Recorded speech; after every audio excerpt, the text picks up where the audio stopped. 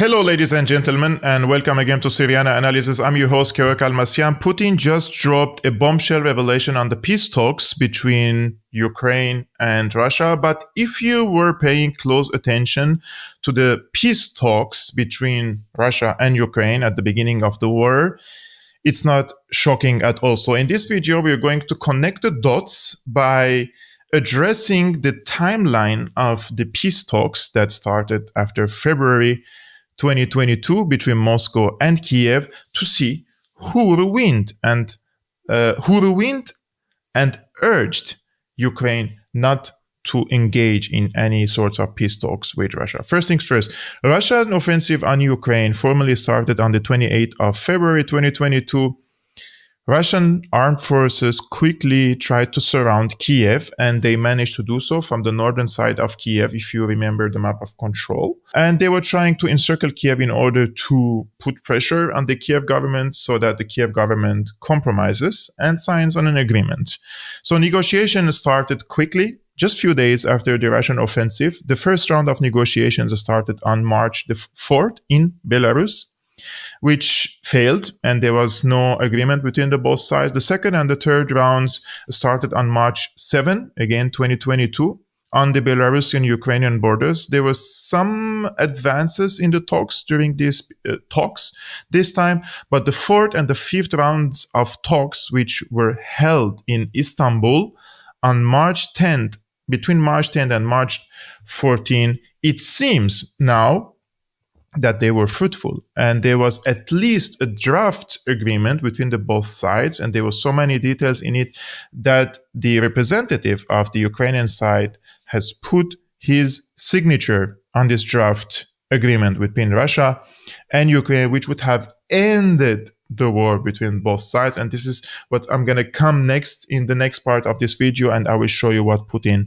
said in this regard. But what happened after this, after the fourth and the fifth rounds of talks? So after March 14th, we remember that in March, exactly the same month, the SBU, the security apparatus of Ukraine, they assassinated Denis Kyiv, who was a member of the Ukrainian negotiating team, accusing him of treason. So one of the members of this negotiating team from the Ukrainian side who was negotiating with Russia, he was assassinated by the SBU because they accused him of treason, and they said that this person was leaking information to the Russian side.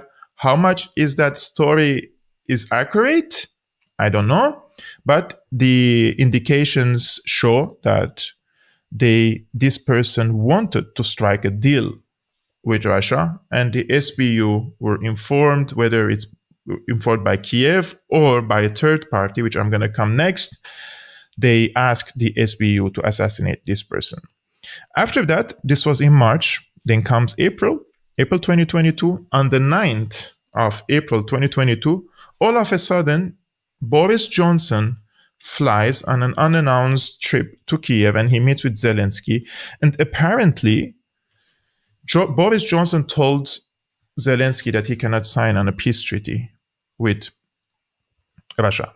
And this is the exact article that I was looking for. Yes, Diplomacy Wars. Did Boris Johnson help stop a peace deal in Ukraine? This is, guys, from September 2022. Russia and Ukraine may have agreed on a tentative deal to end the war in April, so exact month that I was mentioning, guys, on the fourth and the fifth rounds in March, between March 10th and the March 14th in Istanbul. Apparently, they have agreed on a tentative deal to end the war in April, according to a recent piece in Foreign Affairs. Russia would withdraw to its position on February 23rd when it controlled part of the Donbas region and all of Crimea, and in exchange, Ukraine will promise not to seek NATO membership and instead receive security guarantees from a number of countries. The news highlights the impact of former British Prime Minister Boris Johnson's efforts to stop negotiations, as journalist Branko Marcetic noted on Twitter. The decision to scuttle the deal coincided with Johnson's April visit to Kyiv, during which he reportedly urged Ukrainian President Zelensky to break off talks with Russia for two key reasons. One, Putin cannot be negotiated with, and the West isn't ready for the war to end. Guys, this was just, the deal was almost ready. There was a draft resolution or draft agreement. Both sides were happy with it and they were intending to sign on it. But Boris Johnson flew to Kyiv and told Zelensky, you cannot do it. And we do not really know if he represented the entire collective West or he represented himself. But I do believe that Britain and the United States, they had similar position. I'm sure Germany didn't want for this war to be prolonged. But what happened afterwards? Let's remember Zelensky banned negotiations after the visit of Boris Johnson to Kiev. So this was in October 2022. Ukrainian President Zelensky released a decree effectively ruling out negotiations with Russia's president, which determined that holding negotiations with the Russian Federation's President Vladimir Putin is impossible. Guys, this is very, if you see now the timeline, you understand that the Ukrainians, they had the intention to sign a peace deal with Russia, but the British side banned them from doing so. And this is the video now that I'm talking about. Vladimir Putin, he revealed and explained that Ukraine signed peace agreement or draft peace agreement with Russia only to abandon it after Russia fulfilled the conditions of withdrawing troops from Kiev. So one of the preconditions was that Russia will lift the siege on Kiev and withdraw, and in exchange, the Ukrainian side will sign on this agreement. So let's see what Putin says. This is from the Russian point of view.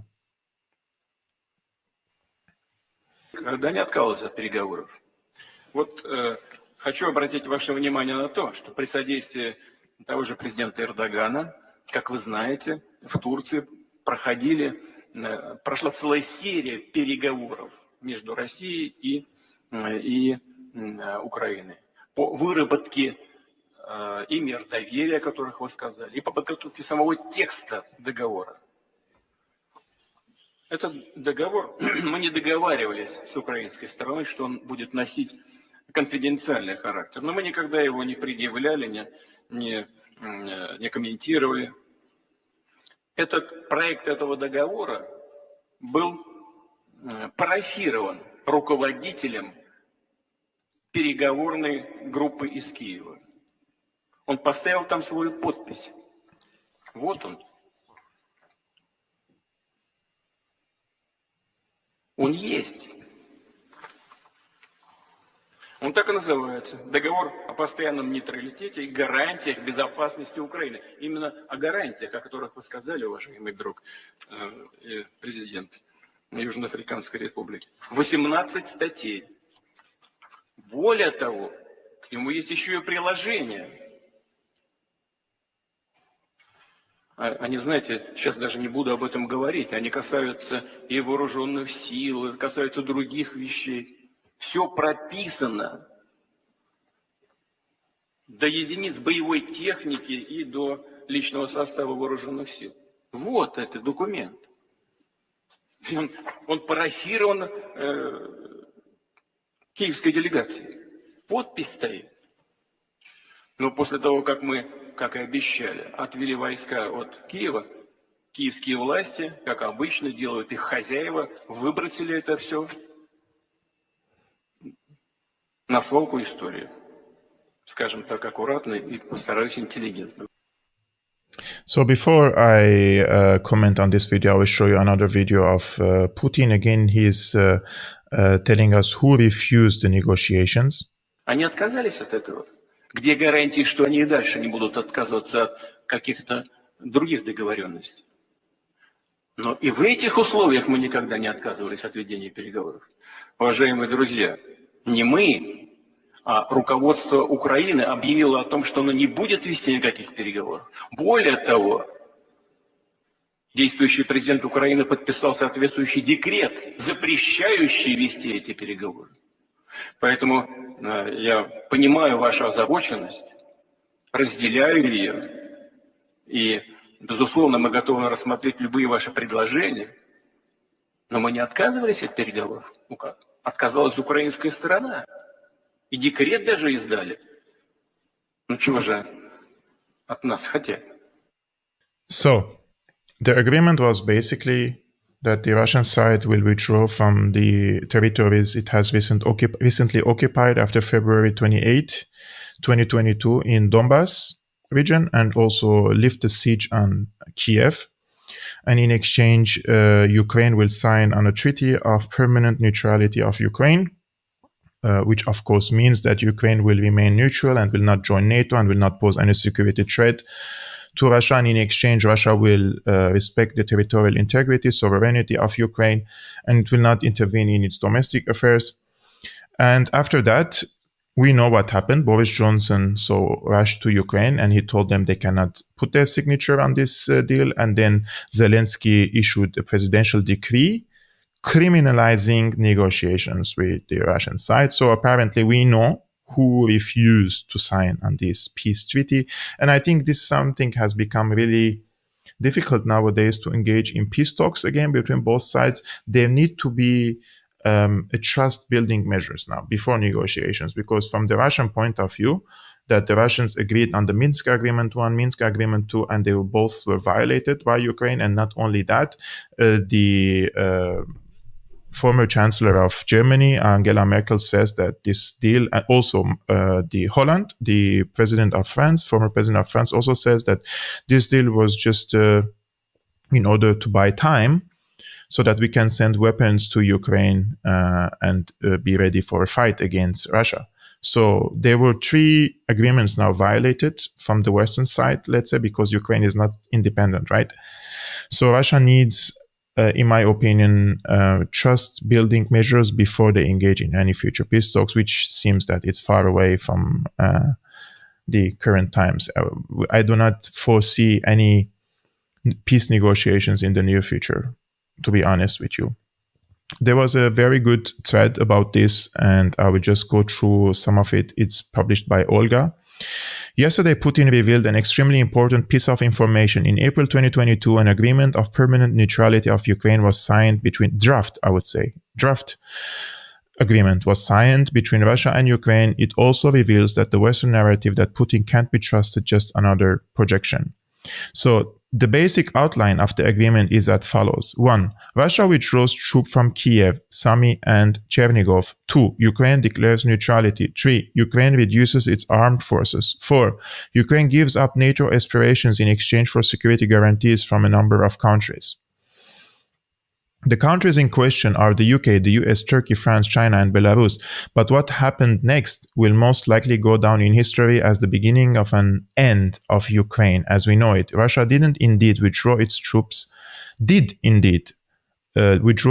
which was joked about as a gesture of a goodwill.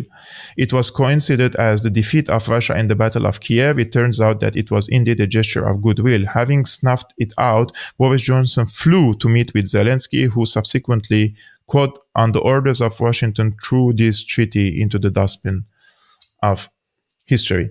And I'm going to show you another proof of this, that this is accurate, guys.